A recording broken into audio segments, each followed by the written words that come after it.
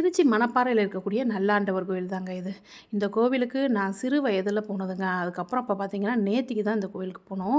ஆக்சுவலா எங்களுக்கு குலசாமி இந்த மணப்பாறை நல்லாண்டவர் இல்லைனாலுமே, இவர் வழிகாட்டின தெய்வம்ன்றதுனால இங்கே தான் முதல் முடி கொடுக்குற வழக்கம்.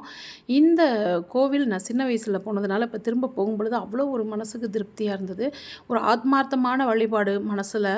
ஏன்னா நம்ம முன்னோர்கள், மூதாதையர்கள்லாம் இந்த கோயிலுக்கு வந்து இங்கேருந்து பூ போட்டு அதில் வழிகாட்டி இந்த தெய்வம் வந்து இந்த பக்கமாக போங்கன்னு வழிகாட்டினதுக்கு அப்புறமா வந்து குடியேறினதுனால உண்மையிலே ரொம்ப வந்து இந்த நம்மளோட முன்னோர்கள்லாம் நம்மளோட இருக்க மாதிரி ஒரு இருப்பிடம் அப்படின்னா இந்த கோவில்னு நான் சொல்லுவேன்.